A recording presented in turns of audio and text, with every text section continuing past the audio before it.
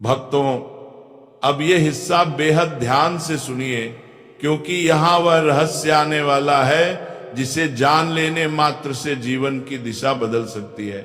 हमारे घरों में तुलसी माँ का पौधा साधारण पौधा नहीं होता, वह स्वयं शुद्धता, समृद्धि, सौभाग्य और लक्ष्मी कृपा का द्वार होता है।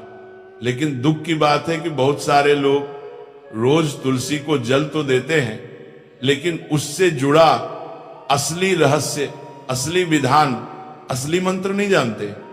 इसलिए पूरी पूजा करने के बाद भी जीवन में मन चाहा फल नहीं मिलता, धन आकर भी रुकता नहीं, बरकत टिकती नहीं, और घर में वह स्थिर सुख नहीं आता जिसकी तलाश हर इंसान करता है। भक्तों, एक बात समझ लो, तुलसी पौधा सिर्फ पौधा नहीं, हमारी किस्मत का पहरा है। तुलसी को जल देना सिर्फ पानी चढ़ाना नहीं, भाग्य को सक्रिय करना है। लेकिन तुलसी को जल देते समय सही शब्द बोले जाए, तभी मां लक्ष्मी प्रसन्न होती हैं और सौभाग्य घर में प्रवेश करता है। पुराणों में वर्णन है, एक दफा जब भगवान विष्णु शयन कर रहे थे, तब माता लक्ष्मी उनके पास आई और उन्होंने पूछा, स्वामी, लोग तुलसी मां को जल तो देते हैं, पर असली फल किसे मिलता है और क्यों? तब भगवान विष्णु मुस्कुराए और बोले, हे देवी, तुलसी मां को जल देने का असली चमत्कार तब होता है जब जल चढ़ाते समय इंसान अपने मुख से 3 दिव्य शब्द बोलता है। ये 3 शब्द सामान्य नहीं, ये वही शब्द हैं जो मां लक्ष्मी को चलकर घर में प्रवेश करने पर मजबूर कर देते हैं। माता लक्ष्मी ने विनम्र स्वर में फिर पूछा, स्वामी, मुझे जल चढ़ाने का महत्व तो आप बता चुके, लेकिन इसे जल चढ़ाना कैसे है और कौन से 3 शब्द हैं जो मनुष्य की मनोकामना पूर्ण करते हैं? तब भगवान विष्णु बोले, हे देवी, तुलसी को जल चढ़ाना तभी फल देता है जब उसमें प्रेम, श्रद्धा और सही मंत्र हो। बिना मंत्र के जल चढ़ाना वैसा है जैसे दीपक जलाकर बाती न रखना, प्रकाश नहीं मिलेगा। तब विष्णु भगवान ने आगे कहा, तुलसी मां को जल देने के दौरान बोले गए 3 शब्द मनुष्य के जीवन से दरिद्रता, भय, बाधा और दुर्भाग्य को काट देते हैं। वही शब्द धन, सौभाग्य, सुख, शांति और लक्ष्मी कृपा को जीवन में स्थिर कर देते हैं।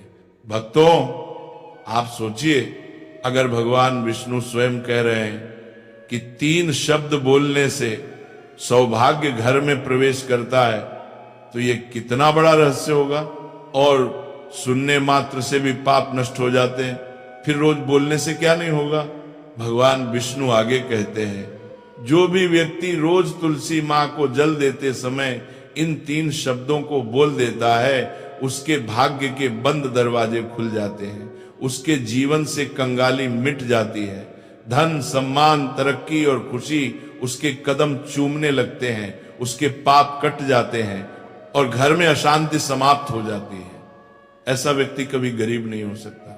इतना सुनकर माता लक्ष्मी बोली, हे प्रभु, कृपया पहले इस चमत्कारी मंत्र का महात्म्य सुनाइए, ताकि मैं पूरी भावना के साथ इसे सुन सकूं।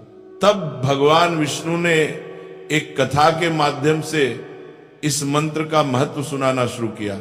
और भक्तों, ये वही कथा है जहां वह दिव्य मंत्र प्रकट होने वाला है। वह मंत्र सिर्फ 3 शब्दों का है, लेकिन उसकी शक्ति 1000 वर्षों की पूजा पाठ के बराबर है। दक्षिण में एक अत्यंत शोभायमान नगरी थी। उस नगरी में रमेश नाम का एक खोटी बुद्धि का ब्राह्मण रहता था।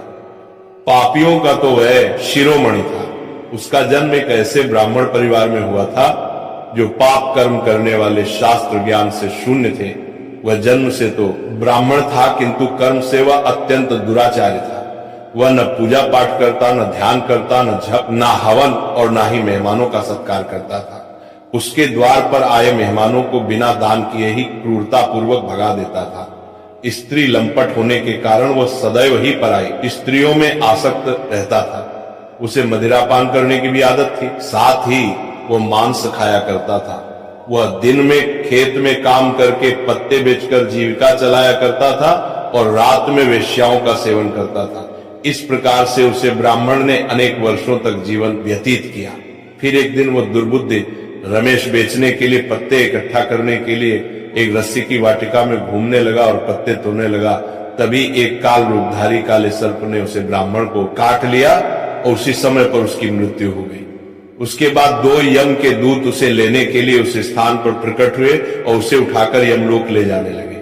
मार्ग में वो यम दूतों के सामने बहुत विलाप करने लगा, हे दूत, मुझे कहां ले जा रहे हो? मुझे छोड़ दो, मेरे प्राण बख्श दो। किंतु यमदूत उसे ये कहते हुए ले जाने लगे, अरे दुष्ट ब्राह्मण, तेरे पाप कर्मों के कारण तुझे सांप ने काट लिया है, अब यमदेव तुझे अवश्य घोर नरक में डाल देंगे। फिर यम के दूत उसे ब्राह्मण को लेकर यमलोक पहुंचते हैं और यमदेव के सामने खड़े हो जाते हैं। चित्रगुप्त उसे ब्राह्मण का लेखा जोखा निकालते हैं और यमदेव से कहते हैं, हे धर्मराज, इस ब्राह्मण ने बचपन से लेकर मृत्यु तक पाप ही पाप किया, इसने कभी कोई पुण्य का काम नहीं किया है। फिर धर्मराज अपने दूतों से कहते हैं, हे दूतों, इस घोर पाप करने वाले ब्राह्मण को उठाकर ले जाओ और उसे नरक में डाल दो।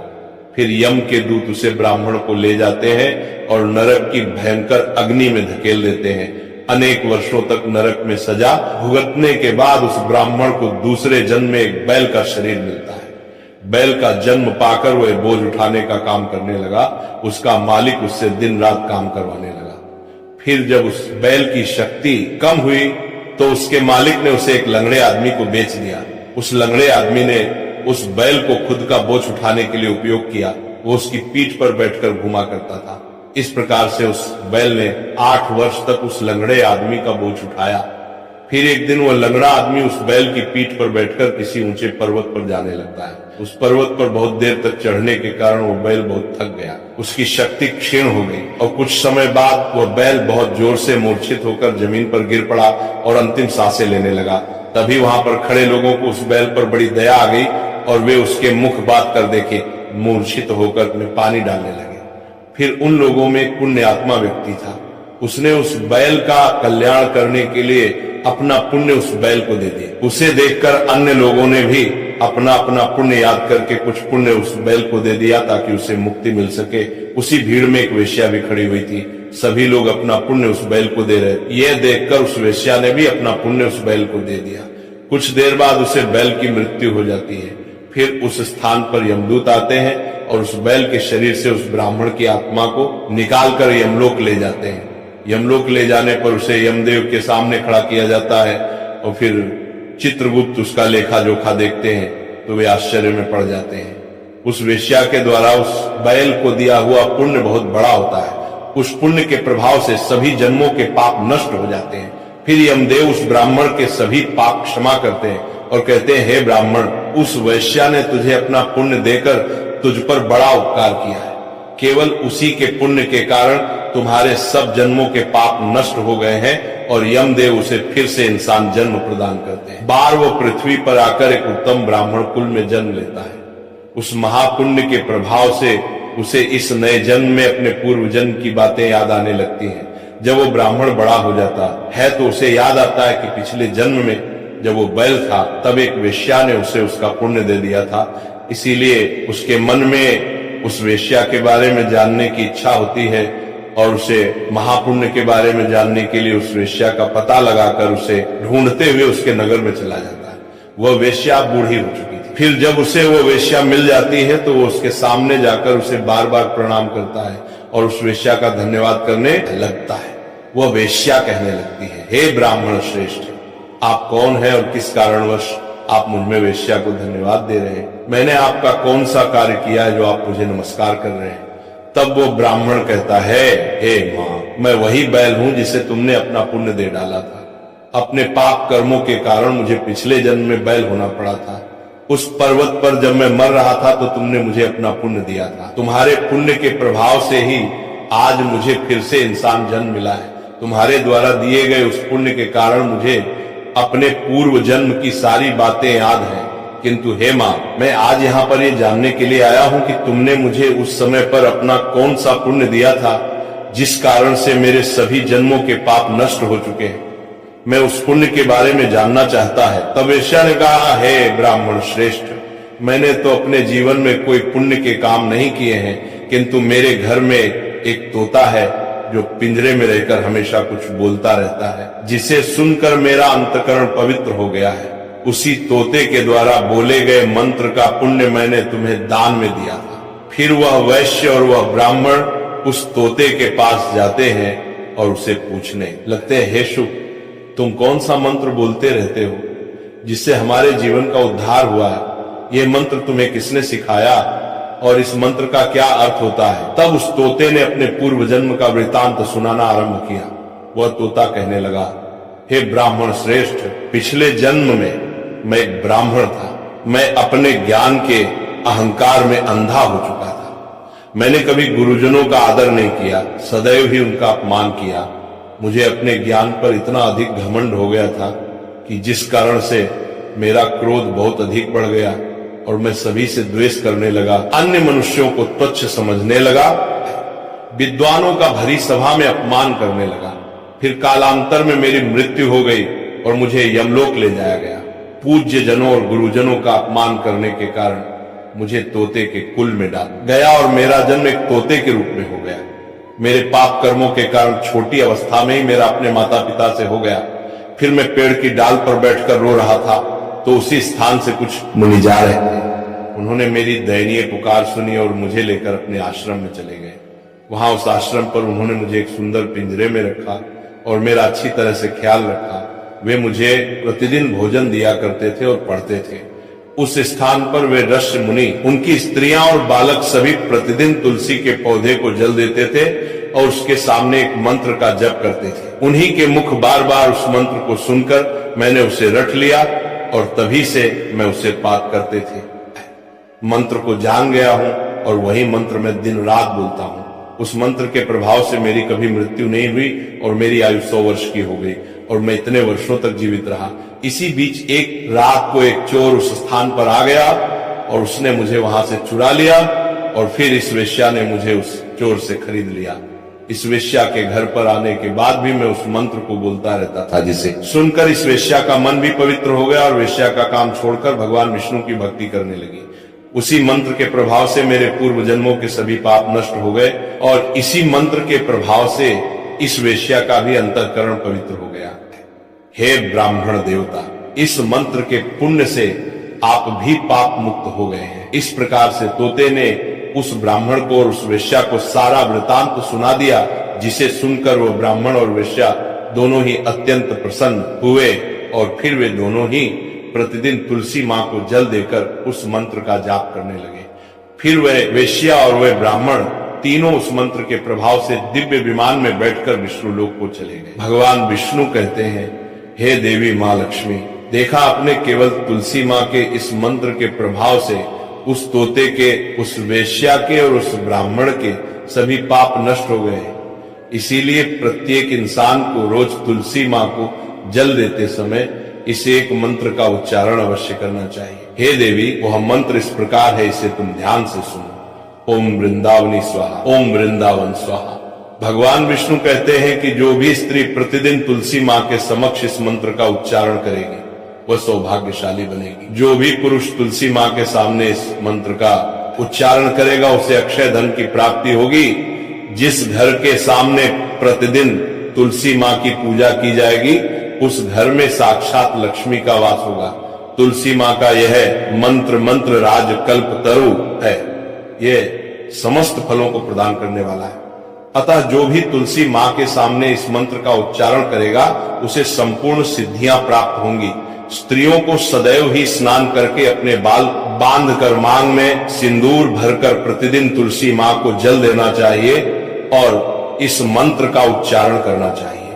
रोज तुलसी मां के पौधे की परिक्रमा करनी चाहिए, इससे सभी दोष नष्ट हो जाते हैं। प्रतिदिन शाम के समय तुलसी मां के पास दीपक जलाना चाहिए और तुलसी मां के पास बैठकर भगवान विष्णु की आराधना करनी चाहिए। तुलसी मां के पास दीपक जलाने से इंसान को धन धान्य की प्राप्ति होती है। हजारों अमृत के घड़ों से नहलाने पर भी श्री हरि को उतनी तृप्ति नहीं होती जितनी वे मनुष्यों के द्वारा तुलसी मां का एक पत्ता चढ़ाने से प्राप्त करते हैं। 10,000 गाय के दान से मानव जो फल प्राप्त करता है वही फल तुलसी मां पत्र के दान से पा लेता है, जो मृत्यु के समय अपने मुख में तुलसी मां पत्र का जल पा जाता है, वो संपूर्ण पापों से मुक्त होकर भगवान विष्णु के धाम जाता है। भगवान विष्णु कहते पूर्णिमा, अमावस्या, द्वादशी और सूर्य संक्रांति के दिन मध्याह्न काल रात्रि और अशौच के समय तेल लगाकर बिना स्नान किए अथवा बिना हाथ पैर धोए रात्रि के वस्त्र पहनकर तुलसी मां के पत्र तोड़ता है, वह महापाप होता है। श्राद्ध, व्रत, दान, प्रतिष्ठा तथा देव पूजा के लिए तोड़े हुए तुलसी मां पत्र बासी होने पर भी 3 रात्रि तक पवित्र ही रहते हैं। तुलसी मां का एक एक पत्ता न तोड़कर पत्तियों के साथ अग्रभाग को तोड़ना चाहिए।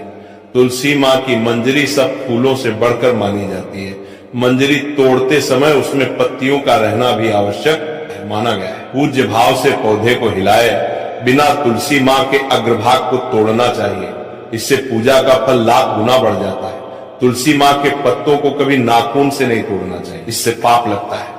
रात्रि में तुलसी मां के पौधे को स्पर्श ना करें अथवा उसके पत्ते ना तोड़े, ऐसा करना अशुभ माना गया है।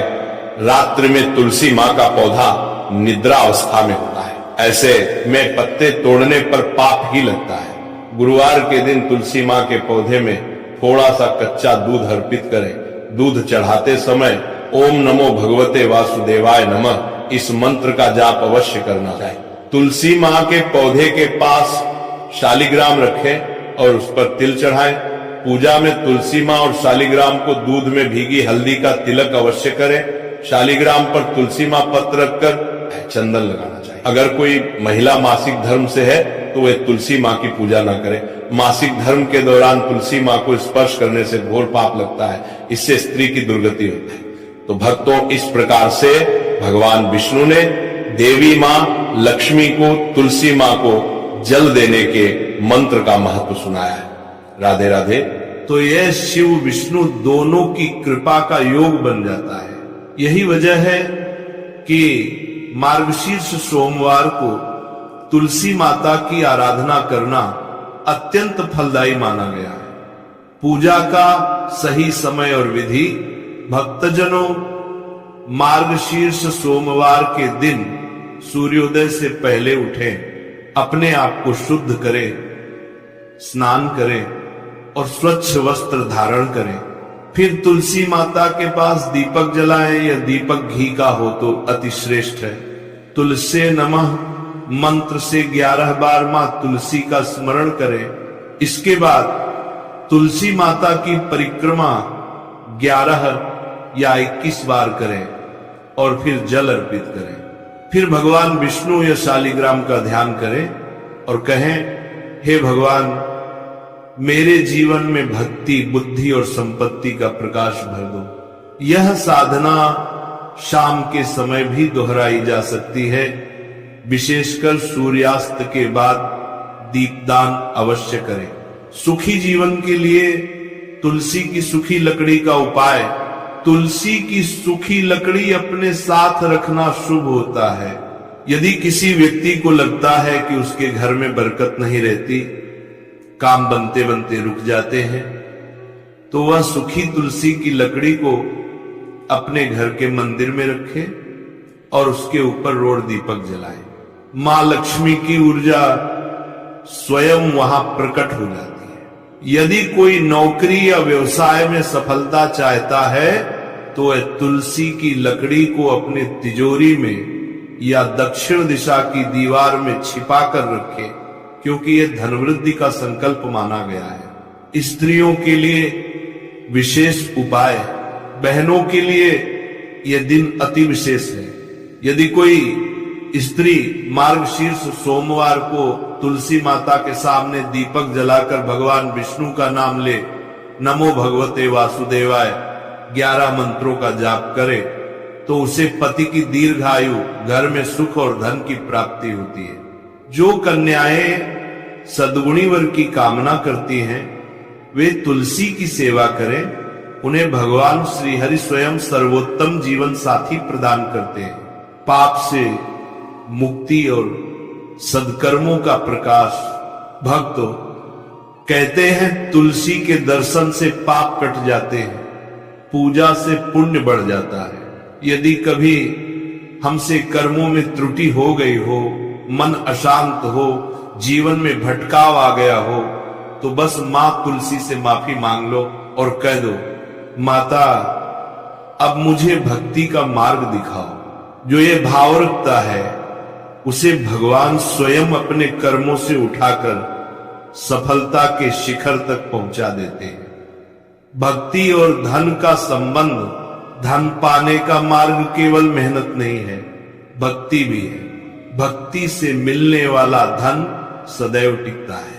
जो भक्ति करते हैं उनका भाग्य अपने आप बदल जाता है।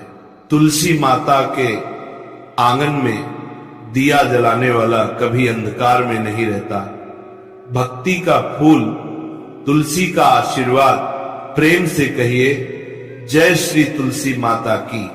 जब आप ये कहते हो तो मां तुलसी आपके हृदय में वृंदावन सा शुद्ध भाव भर देती है। तब जीवन में हर दुख, हर रुकावट खुद दूर हो जाती है। अंत का संदेश भक्ति से बड़े कोई उपाय नहीं। धन चाहो तो भक्ति से मांगो, शांति चाहो तो तुलसी से मांगो, और सफलता चाहो तो भगवान से मांगो, मगर प्रार्थना में स्वार्थ न हो। तुलसी माता के सामने बैठो, उनकी पत्तियों की खुशबू लो और मन ही मन कह दो, मां मेरे जीवन में भक्ति का सूरज उगाओ। बस यही सबसे बड़ा उपाय है। तुलसी माता के दिए के प्रकाश में जब तुम अपनी आंखें बंद कर लेते हो तो वहां केवल प्रकाश नहीं बल्कि भगवान स्वयं तुम्हारे हृदय में विराज जाते हैं। तो भाइयों बहनों, इस मार्गशीर्ष सोमवार को केवल धन के लिए नहीं, भक्ति के लिए तुलसी माता की पूजा करो। धन तो आएगा ही, साथ में मन की शांति, घर का सुख और जीवन का प्रकाश भी मिलेगा। प्रेम से बोलिए जय श्री तुलसी माता की। हर हर महादेव, जय श्री हरि की। दीपक जलाएं या दीपक घी का हो तो अति श्रेष्ठ है। तुलसी नमः मंत्र से 11 बार मां तुलसी का स्मरण करें। इसके बाद तुलसी माता की परिक्रमा 11 या 21 बार करें और फिर जल अर्पित करें। फिर भगवान विष्णु या शालिग्राम का ध्यान करें और कहें, हे भगवान मेरे जीवन में भक्ति, बुद्धि और संपत्ति का प्रकाश भर दो। यह साधना शाम के समय भी दोहराई जा सकती है।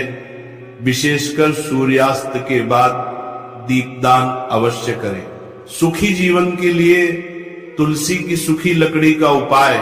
तुलसी की सूखी लकड़ी अपने साथ रखना शुभ होता है। यदि किसी व्यक्ति को लगता है कि उसके घर में बरकत नहीं रहती, काम बनते बनते रुक जाते हैं, तो वह सूखी तुलसी की लकड़ी को अपने घर